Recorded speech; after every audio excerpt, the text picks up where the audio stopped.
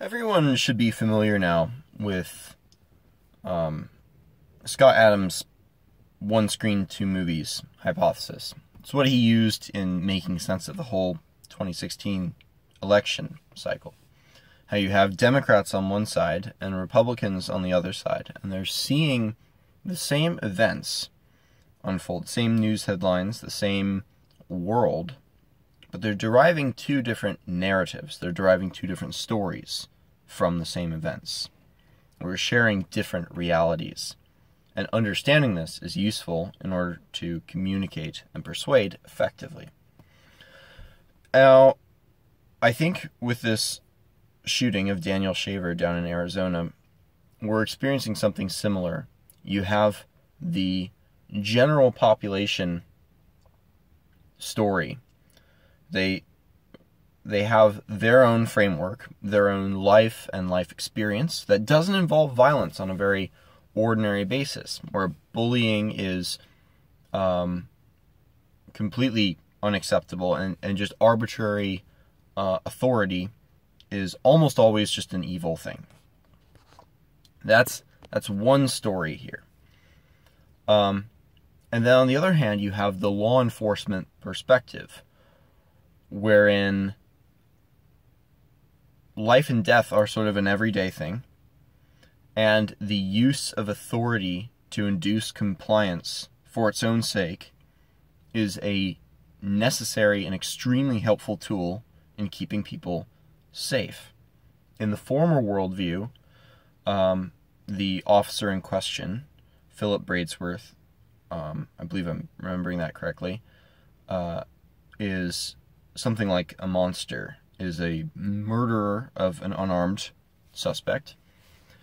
And the latter worldview, the officer did almost nothing wrong.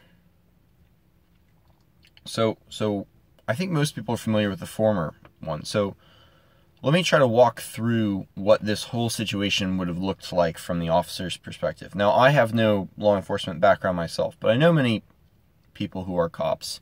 I've read a fair bit of literature on the psychology that goes into this. Doesn't make me an expert or anything, but it sheds a different light on things. So this whole story begins from the officer's perspective with the call that comes in. Why were the officers called to this hotel room? Why were they showing up in the first place? Well, another citizen noticed people in that room pointing a gun out the window. Seems to be a relevant bit of information that gets omitted in this story. When they keep going on about how he's unarmed, he's unarmed, he's unarmed. Well, maybe. The cops had every reason to believe that he was armed. So that's step one. As the cops driving over to this hotel to apprehend these people, detain them, or to at least figure out what the hell's going on, he's thinking armed suspect, armed suspect, armed suspect, running through scenarios in his head about how things could go haywire. Armed suspect. His life is now on the line. And you can imagine his adrenaline's pumping like crazy. So he gets there, gets to the hotel. By the way, he was told that there were 3 people in the hotel room. The call indicated that there were 3 people. If my memory serves. There's 3 people in the hotel room.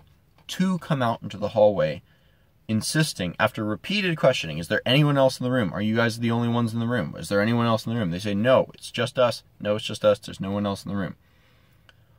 Why should the cop believe them? Right? And this isn't one of those like, oh, if you're not going to believe us, why ask nonsense. No. He's trying to get information. And the information he's getting is, potentially, these people are lying to me. Why are they lying to me? It could be because they want to protect their buddy. Because they naively think we won't search, which just puts their buddy at risk. But it could equally likely be my buddy's in the hotel room with a gun, and he's going to get us out of this mess by maybe shooting the cop. It's happened many, many, many times before. And if you aren't familiar with that, you should go onto the darker parts of the internet and look up some of these videos of cops getting shot or stabbed, often with their own firearm, shot with their own firearm, because they're dealing with someone who appears to be compliant, who appears to be friendly, who appears to be doing what they're told, and then the cop gets complacent, and then they get killed. So this cop wasn't going to make that mistake. And good on him for doing so. For all we know, he's got a family he needs to look out for and feed. And contrary to what many people say, no, dying isn't on the job description. It is a job hazard, as is any job that requires driving. But no, you're not putting your life on the line as a cop to die. Like, you are allowed to protect yourself and defend yourself.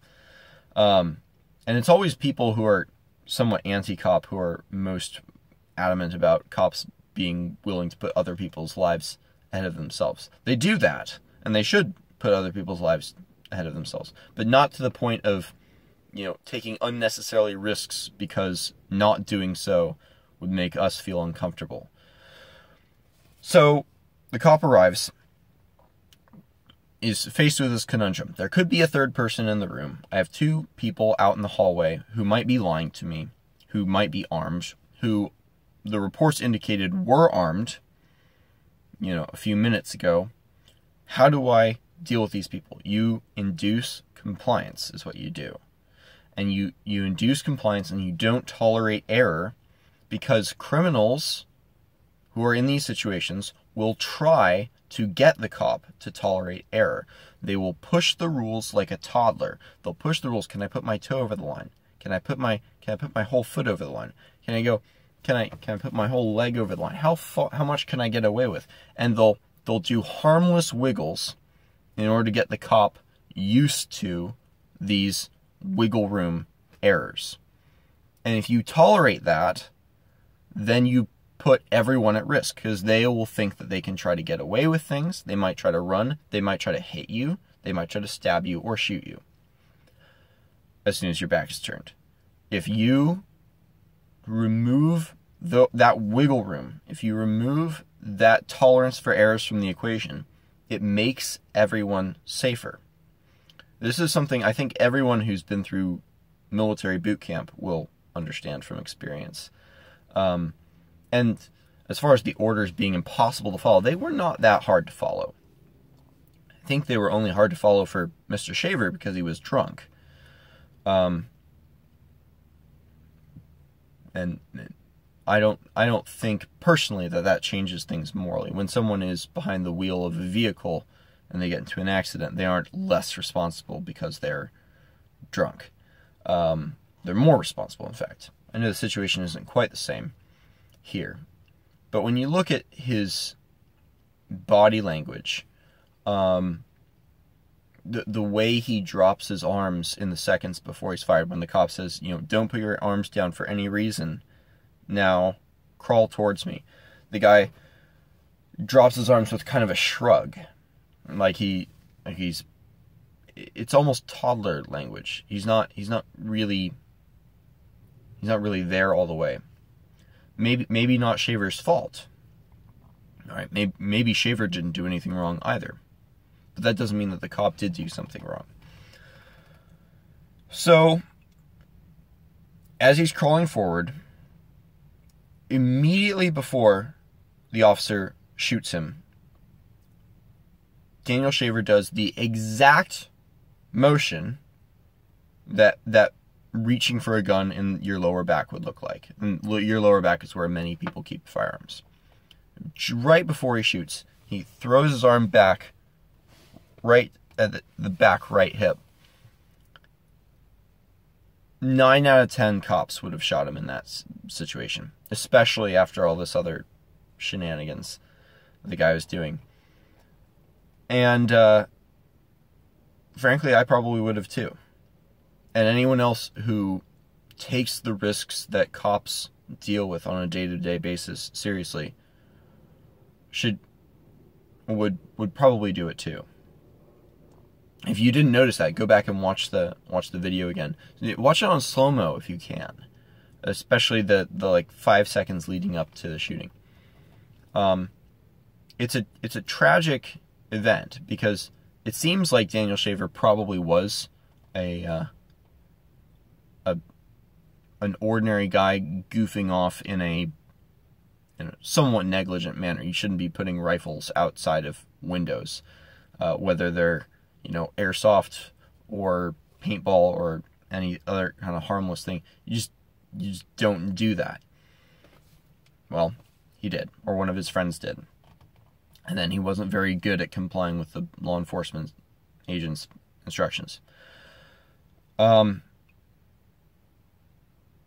Yeah, I don't think there's really much of a moral difference, though, between this shooting and many of the shootings that people were defending the cops about when Black Lives Matter was getting up in arms. Those guys did do something, right? Most of them did. I think the cigarette salesman was one of the few actually genuinely innocent ones, or at least, you know, innocent of anything that warranted a bad, poorly executed headlock. But yeah, from the cops' worldview, you're dealing with violence and potential violence that you have to account for in ways that ordinary civilians don't deal with on a day-to-day basis. And seeing all these civilians jumping on Facebook condemning these people as monsters and murderers, it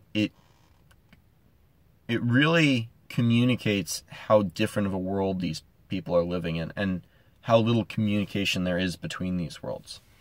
I'm sure there are many law enforcement agents who don't agree with me on this, that he did do something terrible. But that's, I'm only speaking from what I've read and what I saw in the video. And perhaps it'd be worth it for you to reach out to law enforcement acquaintances and see what their take on the whole situation is. You might be surprised, but try to do it with an open mind. And enjoy your week.